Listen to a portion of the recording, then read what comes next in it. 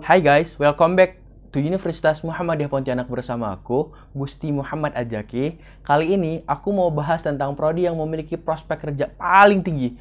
Kalian boleh ketikin keyword pencarian, prodi dengan jumlah prospek kerja terluas dan boom. idprospel.com melansir teknik informatika menjadi urutan pertama. Suara.com juga sama, medcom.id juga sama. Apalagi, tren teknologi membuat jurusan ini menjadi salah satu jurusan yang memiliki banyak banget peminat. Pada SBMPTN 2021, jurusan ini menjadi 5 besar jurusan yang paling diminati di rumpun Saintek. Nah, sekarang kita akan sama-sama membahas apa aja sih yang menarik pada prodi Teknik Informatika.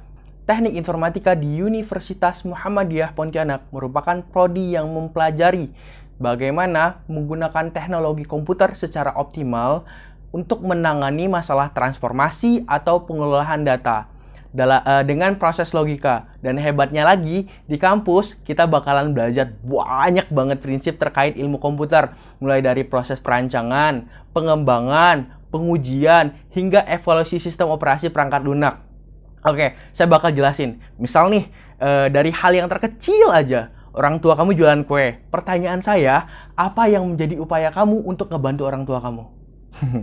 Dan hebatnya lagi, di kampus kita ada mata kuliah yang namanya kewirausahaan. Nah, itu namanya entrepreneur, di mana kita bisa dapat ide untuk ngembangin si usaha. Oke, katakanlah kamu udah dapat nih jawabannya. Misal jawabannya adalah e-commerce. Nah, timbul lagi nih pertanyaan, gimana cara buatnya? Oke, ternyata kita harus ngerancang dulu pembuatannya. Dan masuk tuh istilah satu yang disebut dengan perancangan. Lanjut, sebutlah ya, istilah kasarnya kalian ngikutin rancangan orang lain. Timbul lagi tuh pertanyaan, siapa-siapa aja yang harus aku butuhin agar si fitur ataupun tampilan bisa sesuai dengan yang aku inginkan gitu. Nah, itu udah masuk lingkup pengembangan. Dalam pengembangan ada yang namanya Scrum with Agile, di mana ada product owner, development team, dan Scrum Master. Ada yang namanya Waterfall, dan masih banyak lagi. Maaf, kalimatnya jarang banget didengar ya. Tapi insya Allah kita bakal paham kok ketika udah kuliah di sini. Soalnya dosen-dosen di sini tuh seru-seru banget. Ada Pak Asrul, pecinta kopi Aming yang suka teknologi. Ada Pak Norman, yang kata mahasiswa cewek tuh cool banget. Ada dosen PA saya yang namanya Bu Syarifah Putri, yang paling baik. Kok jadi bahas ini? Sorry. Lanjut, yang ketiga ada pengujian. Keempat ada evaluasi sistem. Maaf nggak dijelasin soalnya waktu bakal panjang banget kalau ngejelasin hal tersebut. Berikutnya, saya bakal bahas terkait peminatan yang ada pada prodi informatika khususnya Universitas Muhammadiyah Pontianak. Nah, ntar kalau kalian udah kuliah di tahun ketiga, prodi Teknik Informatika UM Pontianak punya 2 peminatan yang bisa kamu pilih. Yang pertama, ada yang namanya rekayasa perangkat lunak ataupun software engineering. Pertanyaan saya, apa sih software engineering? Oke, sebelum kita bahas itu, kita bakal bahas dulu perbedaan antara coder, programmer, software developer, dan yang paling ditunggu-tunggu yaitu software engineer. Apa sih bedanya? Nah, menurut saya, keempat hal itu memiliki hierarki atau urutan. Oke, saya bakal coba untuk ngejelasin. Jadi menurut saya, kita semua awalnya adalah seorang coder. Nah, nanti setelah jadi coder, itu naik jadi programmer. Naik lagi jadi software developer, naik lagi jadi software engineer. Jadi bisa kita lihat seorang programmer itu pasti coder, seorang software developer itu pasti programmer, dan seorang software engineer dia pasti software developer. Tapi belum tentu sebaliknya. Jadi seorang coder itu belum tentu software developer. Nah, pertanyaannya kenapa begitu? Oke, apa sih coder? Coder adalah orang yang menuliskan kode. Sebel banget kan? Jadi kalau kita pernah nulis kode, artinya kita adalah seorang coder. Jadi kalau kalian nulis kode, nggak peduli itu kodenya banyak, nggak peduli kita pakai bahasa pemrograman apa, dan kodenya itu juga nggak peduli mau itu cuma 1 baris, mau ribuan baris, yaitu sama-sama nulisin kode. Terus juga nggak peduli apakah kodenya jalan, lolos tes, atau kodenya error. Nah, itu adalah proses kita menulis kode, dan saya yakin kita pasti pernah ngelakuin itu. Ya, menulis kode. Oke, berikutnya yaitu apa itu programmer? Kalau tadi sebelumnya orang yang nulis kode, sekarang programmer. Programmer adalah orang yang bikin program. Jadi program itu merupakan serangkaian perintah ataupun instruksi yang ditulis dalam bahasa pemrograman tertentu yang bisa dieksekusi ataupun diinterpretasi. Nah, jadi kalau aplikasi ya dieksekusi, kalau web ya diinterpretasi. Kesimpulannya, program adalah kode yang jalan yang bisa dieksekusi ataupun diinterpretasi. Jadi mau programnya hanya menampilkan hello world, selama dia nggak error, itu adalah sebuah program. Dan kalau kalian bikin aplikasi sederhana untuk menampilkan hello world, atau mungkin bikin game, bikin kalkulator sederhana, atau bikin website sampai dengan aplikasi desktop, berarti kalian seorang programmer. Berarti naik tingkat nih, dari yang hanya cuma nulis kode aja, sekarang kodenya harus bisa dijalanin jadi sebuah program. Nah, itu programmer. Next, yaitu ada yang namanya software developer. Oke. Software developer adalah orang yang membangun perangkat lunak. Kita mulai dari software development ya, atau proses pengembangan perangkat lunak. Nah, jadi pengembangan perangkat lunak adalah proses dari mulai perencanaan, penentuan, perancangan, pembuatan, ataupun programmingnya lah, pembuatan kodenya, dokumentasi, pengujian, perbaikan bug, dan perawatan atau maintenance bisa dibilang. Bahkan teman-teman dengar sendiri kan, tadi programming atau pembuatan program ada di nomor 4. Rangkaian kegiatannya jauh lebih panjang daripada ngebuat program.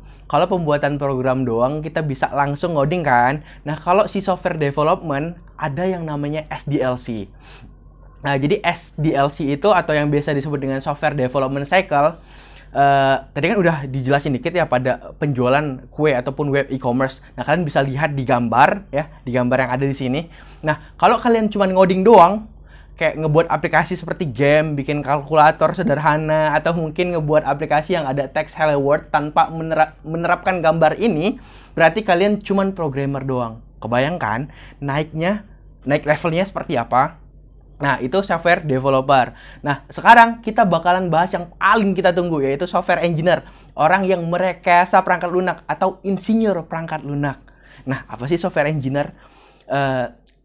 Jadi, seorang software engineer adalah orang yang menerapkan prinsip-prinsip rekayasa perangkat lunak pada saat merancang, mengembangkan, memelihara, menguji, dan mengevaluasi perangkat lunak di komputer. Nah, jadi intinya kayak buat software, sama kayak software developer, tapi dia menerapkan prinsip-prinsip software engineer. Yang jadi pertanyaan sekarang, apa sih prinsip-prinsip software engineer? Nah, jadi itu kan prinsip software engineer itu ada 7 ya. Ada yang namanya rigor and formality. Jadi si software itu harus memiliki ketegasan dan formalitas. Jadi nggak boleh asal-asalan. Ada yang namanya separation of corner atau pemisah kebutuhan. Nah, ini ditandai dengan kita bisa memecah program kita menjadi modul-modul. Dan juga di mana kita harus menyembunyikan kerumitan-kerumitan dari aplikasi kita. Misal dengan menerapkan konsep OOP ataupun Object Oriented Programming. Nah, ini kalian bakal belajar di mata kuliah pemrograman berbasis objek di kampus. Yang ketiga ada yang namanya Artificial of Change atau aplikasi yang kita buat harus bisa mengantisipasi perubahan ke depannya. Ada yang namanya generality atau keumuman. Ada yang namanya incremental atau pengembangan yang harus terus-menerus. Ada yang namanya consistency ataupun konsisten. Nah, misal nih, kalian mau buat startup kayak Gojek, Tokopedia, Shopee, dan lain-lain. Prinsip inilah yang harus diterapkan agar mempermudah tim kalian ke depannya. Berikutnya, yang kedua yaitu sistem cerdas ataupun intelligent system. Berikutnya, yang kedua yaitu sistem cerdas ataupun intelligent system.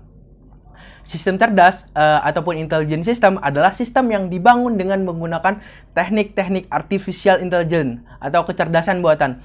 Pengembangan dan penerapannya berorientasi kepada pengembangan metodologi penalaran komputer, termasuk di dalamnya ada intelligent embedded system. Sederhananya, AI mampu membuat suatu pekerjaan yang seharusnya memerlukan tenaga manusia dapat dilakukan oleh komputer. Seperti ketika kita membuka ponsel menggunakan Face ID. Kalian tahu nggak sih, kalau itu adalah ranah AI ataupun Artificial Intelligence. Dimana jika kalian sudah berkuliah di Prodi Informatika UM Pontianak, ada mata kuliah yang namanya pengelolaan citra digital. Dimana ntar kalian belajar menggunakan OpenCV. Nah, di situ kita akan mempelajari cara ngedeteksi wajah dan itu tuh seru banget. Kalian tahu Google Maps? Nah, itu tuh menggunakan AI juga untuk membantu kondisi lalu lintas sehingga pengguna dapat mengetahui kondisi real time dari lalu lintas dan cuaca saat itu. Itu kayak pakai API di mana datanya diolah sehingga bisa menampilkan atau memperoleh saran untuk menghindari kemacetan. Sebenarnya masih banyak banget ranah sistem cerdas seperti pendeteksi hujan, perekomendasian video dengan data quickie kita, traveling salesman problem, dan masih banyak lagi. Kenapa sih kamu harus daftar ke Prodi Teknik Informatika? Nah, pertanyaannya, setelah mendengarkan tentang peminatan software engineer, setidaknya kita bakal menciptakan atau mengembangkan software seperti toko online, pemetaan digital, atau mungkin ntar ada temen kamu yang nikah, ya udah tinggal buatin web bidding aja kan. Dan masih banyak hal yang dapat kalian buat.